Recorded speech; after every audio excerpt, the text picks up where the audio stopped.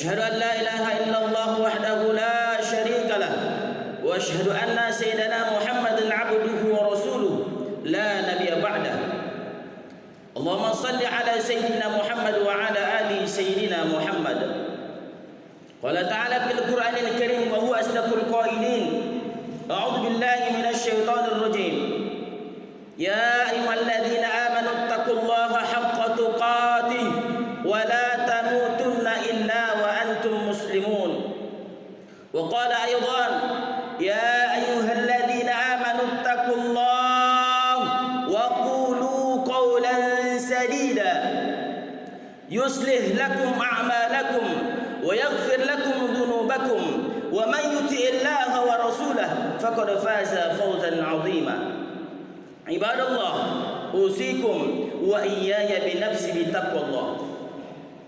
Hadirin jamaah Jumat yang dimuliakan Allah Subhanahu wa taala.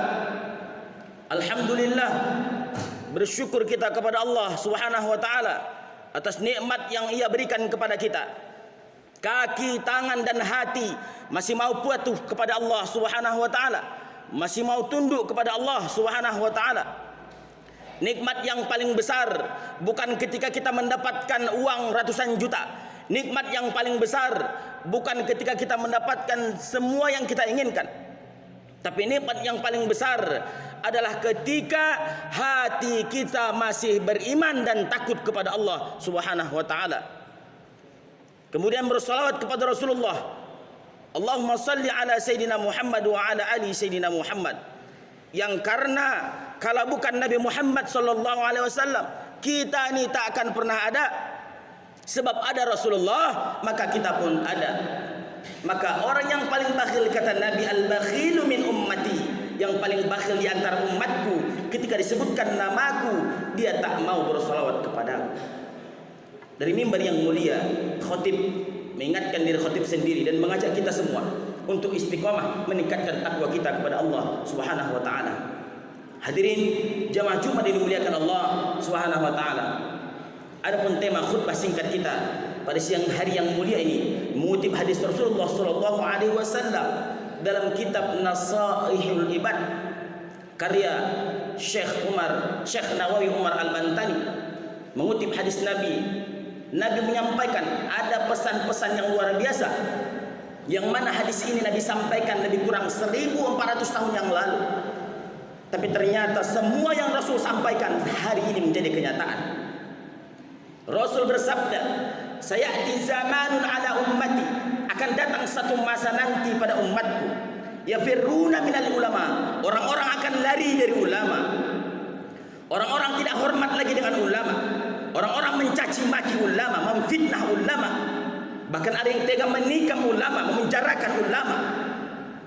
Ketika ini sudah terjadi, kata Nabi, fayabtaliyahumullah, kami akan timpakan bala bencana bisalasatin baliyah, ada 3 bencana yang akan kami lemparkan kepada orang-orang yang sudah tidak hormat lagi dengan ulama. Pertama, kata Nabi, yarfa'ullahu barakata min kasbihim, orang yang tak hormat lagi dengan ulama, orang yang mencaci maki, tak memakai lagi hukum ulama, bahkan mereka katakan kami langsung ke Nabi tak pakai ulama, maka mereka akan diberi Allah bala. Pertama, Allah angkat keberkahan dari urusan-urusan mereka. Allah angkat keberkahan dari urusan kita. Saudaraku dimuliakan Allah Subhanahu wa taala. Apa makna berkah? Kata Imam Al-Ghazali, Hujjatul Islam, beliau menyampaikan berkah bermakna bertambahnya kebaikan. Andai umur kita 40 tahun, apakah itu semakin membuat kita dekat kepada Allah? Andai kita punya pimpinan dalam pekerjaan, apakah pekerjaan itu mendekatkan kita dengan Allah? Andai kita punya keluarga, apakah keluarga itu semakin menjauhkan kita dari Allah? Kalaulah ini ada kita dapati dalam kehidupan kita, berarti Allah sudah mengurangi keberkahan itu dalam kehidupan kita. Maka mari kita introspeksi diri. Saudara yang dimuliakan Allah Subhanahu wa taala, hari ini apa yang telah kita buat untuk agama ini? Hari ini umur kita sudah berapa? Anak kita sudah seperti apa? Apakah sudah soleh dan soleha? Istri kita apakah sudah soleha? Maka kalau ini belum, berarti indikasi kurang berkah ada dalam kehidupan kita.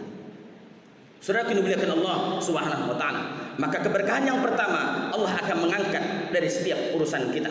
Maka hari ini silahkan introspeksi diri, apa yang sudah kita lakukan. Kalau kita semakin dekat intinya kepada Allah, bertambah terus kenikmatan, bertambah terus kebaikan, bermakna insya Allah kita tak jauh dari ulama, kita tak lari dari ulama. Jangan sakiti ulama, sebab ulama adalah pewaris Nabi. Al ulama warasatul anbiya. Ulama adalah pewaris Nabi, sehingga Nabi katakan dalam kitab Fawaidul Mukhtar, ulama'i ummati ka'anbiya'i Bani Israel. Nabi menyamakan derajat ulama-ulama Rasulullah SAW sama seperti nabi-nabi Bani Israel. Seperti Syekh Abdul Qadir Al-Jailani, yang dalam satu riwayat beliau mampu menghidupkan orang mati biizni. Nabi Isa alaihissalam juga mampu menghidupkan orang mati. Apa maknanya?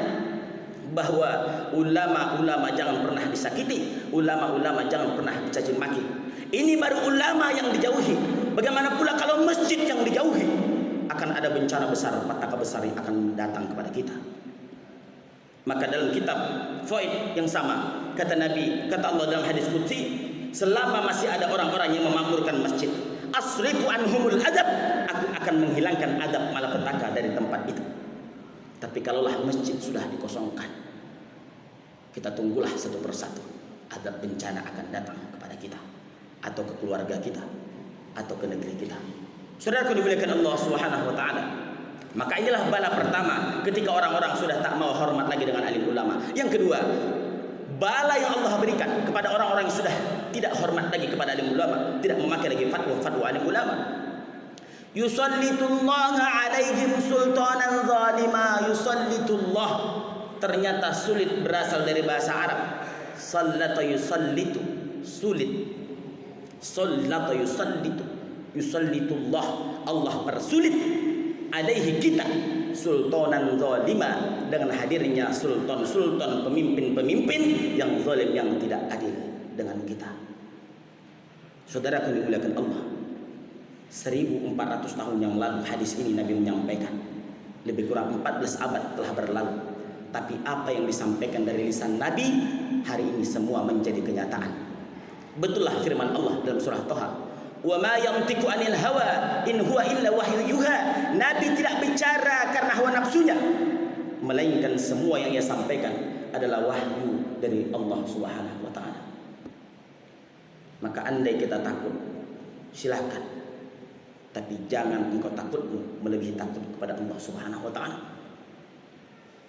Silahkan kita pakai masker, tapi ingat, ada yang lebih penting daripada masker. Mulut kita jaga untuk menggunjing orang lain. Banyak orang-orang menutup jasmaninya, banyak orang-orang menutup fisiknya, tapi di dalamnya rusak. Mereka mengatakan imun harus baik, imannya hancur. Padahal ulama-ulama dulu, mereka biarlah imun mereka rusak, tapi imannya kokoh di hadapan Allah. Karena ketika kita mati, bukan imun yang kita hadapkan kepada Allah, tapi iman yang akan kita hadapkan di hadapan Allah Subhanahu wa taala. Saudara yang dimuliakan Allah Subhanahu wa taala, maka inilah bencana-bencana yang Allah akan berikan. Maka kata Nabi dalam sebuah hadis lain, akhafu alaikum sittan, aku takut kepada kalian 6 perkara, kata Nabi. Satu perkara, imaratus subaha, pemimpin-pemimpin yang bodoh, pemimpin-pemimpin yang tidak mengerti apa yang mereka harus pimpin.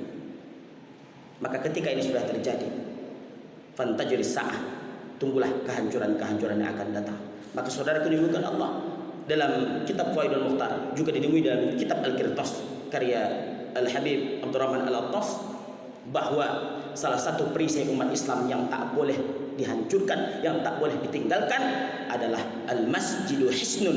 Masjid adalah benteng umat Islam. Ketika masjid dikosongkan, berarti benteng umat Islam harus dihancurkan oleh mereka. Maka masjid harus tetap ramai. Masjid harus tetap ramai. Sebab apa? Inilah benteng umat Islam yang terakhir. Kalau benteng ini hancur, kemana lagi kaki kita akan berpegang? Kemana lagi tangan kita, kepala kita akan bersimpuh di hadapan Allah Subhanahu wa taala. Silahkan tetap patuhi protokol kesehatan, tapi ingat, masjid jangan pernah sepi. Kemudian yang ketiga, yang terakhir, saudara dimuliakan Allah Subhanahu wa taala, bencana yang Allah berikan kepada kita ketika kita sudah tak mau lagi duduk dengan alim ulama. Yakhrujuna bidad dunya mata bi ghairi iman, maka kita mati tak mampu mengucapkan kalimat la ilaha illallah. Padahal Nabi pernah menyampaikan satu doa yang diajarkan Nabi, bacakanlah doa Allahumma ja'al akhir kalamina inda tihai ajadina qawla la ilaha illallah. Ya Allah, jadikanlah di penghujung akhir hayat kami ya Allah mampu mengucapkan kalimat la ilaha illallah. Man qala fi akhir hayatihi la ilaha illallah dakhala al-jannah. Siapa yang mengatakan mampu mengucapkan la ilaha illallah, kalimat tauhid, ketika di penghujung hayatnya, insyaallah jaminan surga telah diberikan kepadanya. Begitu dijelaskan Rasulullah dalam kitab Bulughul Maram karya Ibnu Hajar Al-Asqalani. Saudaraku, ini dimuliakan Allah Subhanahu wa taala. Maka inti daripada hidup ini adalah amal soleh, dan amal soleh pada akhirnya kita akan mati. Mati membawa apa? Mati membawa amal soleh. Hari ini teruslah berbuat kebaikan, teruslah dekat dengan alim ulama, teruslah dekat dengan alim ulama. Berniat anak-anak cucu kita jadi ulama. Kenapa harus jadi ulama? Karena ulama lah yang paling selamat hidupnya. Innama yakhsyallaha min ibadihi ulama. Karena hanya ulama yang paling takut kepada Allah, tak ada yang lain. Ulama lah yang betul-betul takut kepada Allah Subhanahu wa taala, yang tak gila jabatan. Tapi kalau ada ulama-ulama yang gila jabatan, berarti ada indikasi-indikasi yang tak baik dalam dirinya.